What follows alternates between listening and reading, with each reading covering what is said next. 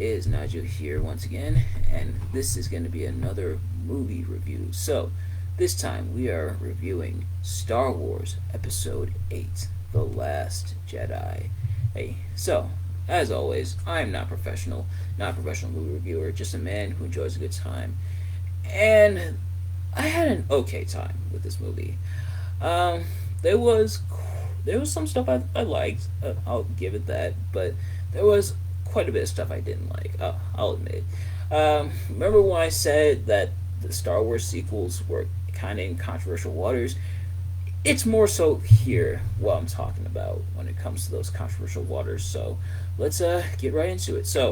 What I liked about the movie, I do like how the main characters, the three like major ones, and I feel like just about every prequel has them, or not every prequel, but all the Star Wars movies, I should say, has them. In this case, it's like Poe Dameron, Finn, and Rey.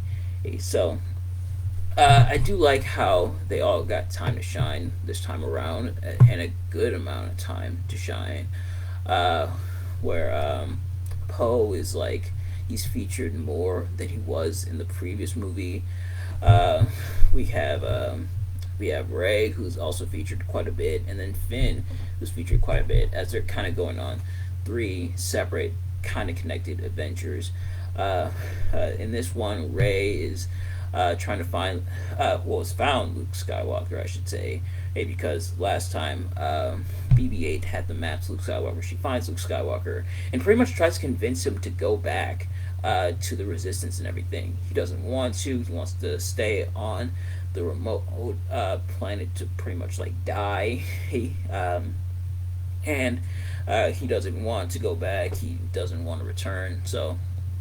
Uh, uh, Meanwhile, Poe and Finn are kind of working together to make sure that the Resistance can outrun the First Order, which is like tracking them through light speed, and they're running out of fuel and everything. So they're trying to do that, and they end up Poe tries to stall as much as possible, and General Organa kind of goes out after the resistance ship was attacked, so she's like out of commission for a good portion of the movie, and Poe is clashing with the new leader who's put in place, and meanwhile Finn and Rose, who's a new character they introduced, are trying to find the master codebreaker to stop the tracking through lightspeed and everything. And so those stories are trying to develop. Kylo is more so coming to odds with himself and his internal strife, which is pretty much like his evil form, which is Kylo Ren, and his good form, Ben Solo. He's trying to combat at those, at least within himself, that internal struggle. He ends up killing Supreme Leader Snoke, but he still is like evil. Rey almost convinced him to go to the light side, but not Poe. Kylo wants to abandon both Jedi and Sith, and Rey's like, no. The Jedi are still trying to are still good. They're still trying to win out, and Kylo essentially is still part of the Sith, aka the First Order.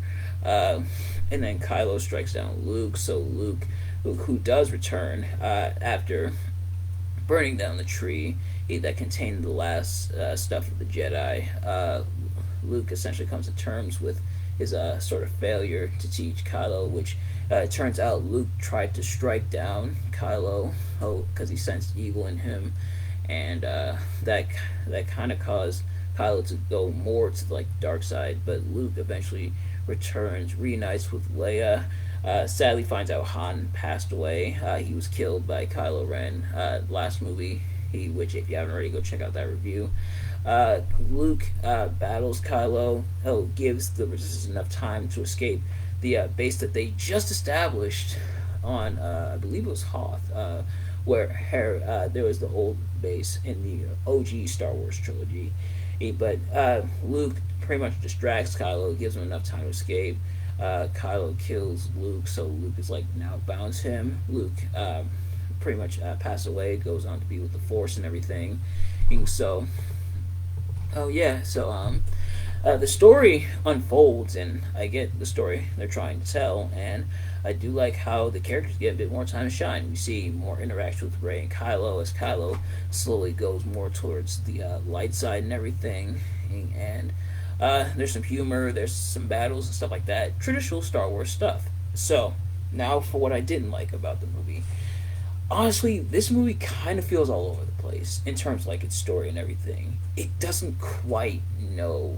It feels like it doesn't quite know what it wants to be. You have a who's trying to get hit Luke, but Luke is kind of like, no, I don't want to do it. And he's presented as kind of like still Hill Goods still wants to be in line with the Force and the Jedi and everything, but it's still kind of bad because he killed Kylo. Well, he almost killed Kylo. Oh, because Kylo slash Ben Solo goes to the dark side and everything, and then Kylo. Oh, it seems like he's turned to the side of good and killed Snoke, but then he goes right back to bad. And then Poe is like he's supposed to be like the hero, like come on, we can take on the First Order and everything, but it turns out like his intentions are bad, even though the other lady, the one who takes over after Organa goes down on I forget her name. I'm not really good with names. It seems like she's the bad guy, but no, she's actually the good guy. So kind of confusing, kind of twists and turns. It feels like it doesn't really know what story it necessarily wants to tell. And I kind of get it to some extent where Poe is like too headstrong and too like reckless and everything, but the way it's presented, it seemed like he's gonna be in the right, but no, he's not. And then he kind of is when he says, "Come on, we gotta escape from here." And then General Organa is like, "Follow him, so we can escape from here." So, everything does feel a little bit jumbled in that regard, and excuse me, it was another bold choice to now kill off Luke Skywalker, which some people criticize. Why is Luke so cynical and everything? And I think it plays into the story where Luke is like doubting himself, doesn't believe he's like worthy of being a Jedi or anything, isn't worthy of the good side and stuff like that, because Kylo Ren turned. I made interchange between Kylo Ren and Ben Solo, pretty much because Ben is almost essentially dead, and now Kylo's like in his place. But as we'll see in the next movie, that's kind of undone as well. Uh, but Luke is very cynical. He's like he doesn't believe in himself anymore. Thankfully, he comes back, but it was another bold choice to kill him off as well. Because he was another integral part of the original trilogy, and it is a bit poetic that the Jedi essentially dies with him, and now, excuse me, we're gonna get a whole new way of doing things within the Star Wars universe. But it's a bit of a weird way to go about setting it up. And then the slaves that are freed by Rose and Finn are still on the planet and everything, and they're still there. So it was kind of like almost for nothing, unfortunately. But and for some weird reason, maybe it's just a theory of mine, I feel like this is where it was supposed to end. The original, not the original show, the sequels. I feel like this is where it was supposed to end because Snoke is dead. Kylo is still kind of evil, but he's still trying to come to terms with the good. The Resistance are able to escape, and then at the end, it ends with one of the slave kids looking towards the stars and seeing like the ships flying off. So maybe he's gonna be a new Jedi in the future. No, we get one more movie, The Rise of Skywalker, after this. But it does kind of feel like this was possibly supposed to be the end. Now that's just speculation on my part. I could be totally wrong. In fact, I probably am. But it kind of does feel like it's supposed to end, and it would kind of be symbolic because the original Jedi ends with Luke, who dies at the end of this movie, or pretty much becomes like a Force ghost. And I do like the parallels between how he dies and how Obi-Wan dies. But man, the movie was a bit too confusing when it comes to that. Like I said, it didn't really know the direction it wanted to go. It didn't know who they wanted to portray as like an outright good guy or an outright bad guy. It didn't quite know what story it wanted to tell. Did it want to be like did it want to be similar to like Thor Ragnarok, where like the resistance isn't defined by just like a base or a ship. It's within ourselves and everything. And so it's all a little bit jumbled and a little confusing, but I still had an okay time with it. But that's going to do it for my review. We have one more Star Wars movie to look at, and that is going to be, hey, like I said, The Rise of Skywalker. So that hopefully I'll be able to do next week, so I can end the month off and end off the Star Wars Skywalker saga.